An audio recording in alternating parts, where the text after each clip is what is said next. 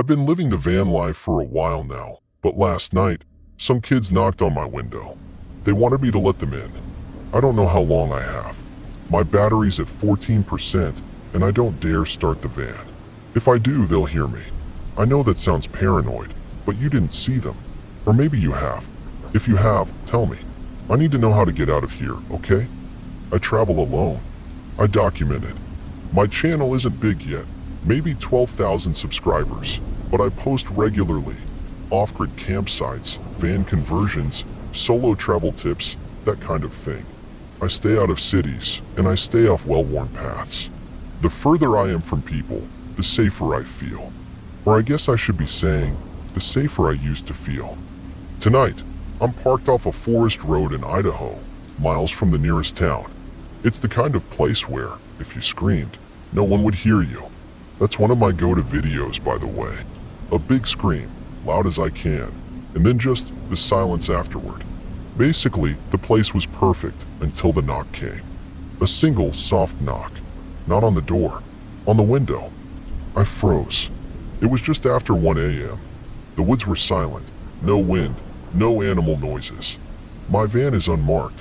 I never advertise I'm a woman traveling alone, and I always wait and post my videos a week after I leave the spot, just to make sure no one catches on to where I'm parked. So how did someone find me, let alone creep up without setting off the motion lights? Another knock. Light. Insistent. There was no way this could be anything good, right? My heart was racing, my stomach already twisted into knots. Muscles pulled tight. I reached for my phone. My stupid fingers fumbled it, and it hit the floor mat. The thump seemed thunder loud, and when I sat back up, I nearly screamed. A child's face was pressed against the window. Pale skin, dark hair, wide, staring eyes. But something was wrong. The glass reflected weird, but there was no shine in the kid's pupils. Just black. Completely black. I choked on my breath. Every instinct in me screamed wrong, wrong, wrong. Why was there a child out here? I was so far away from any of the main roads. It wasn't the kind of place children would be. The kid didn't move, didn't blink. Then another knock. My head snapped toward the sounds, and my stomach dropped. There was a second one.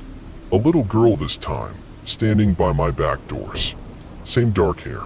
Same vacant, black stare. I don't scare easy. I've slept in parking lots where guys tried breaking into my van. I've camped in places where the only sounds were coyotes circling. I'm not an adrenaline junkie, but I'm also not just starting out. But this was something else.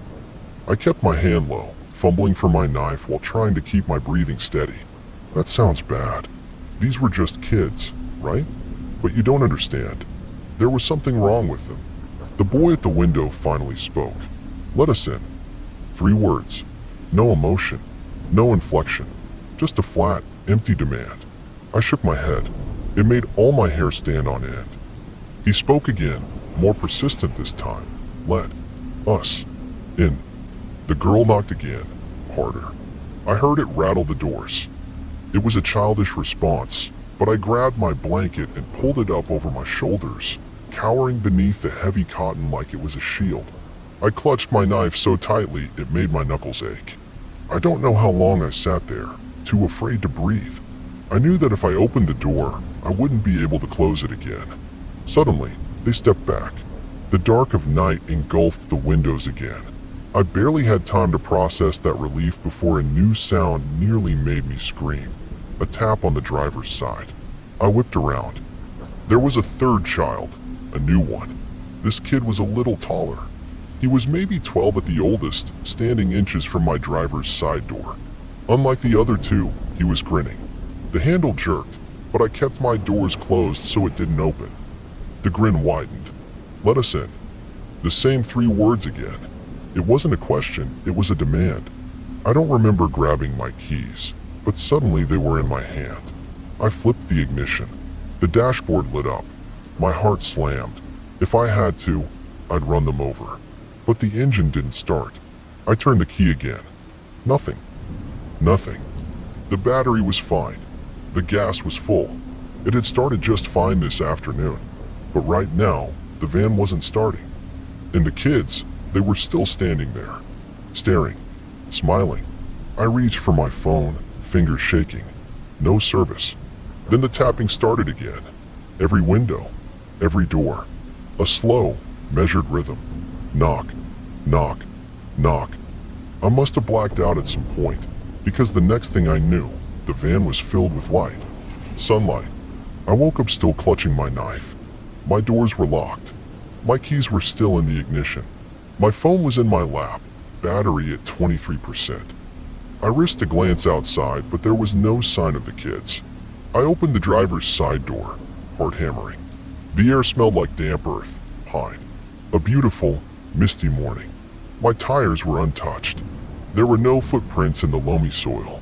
It was like they'd never been there at all. But they were. I know they were. And I know they're still out there too, because my van still won't start. And I'm worried that tonight, the knock will come again.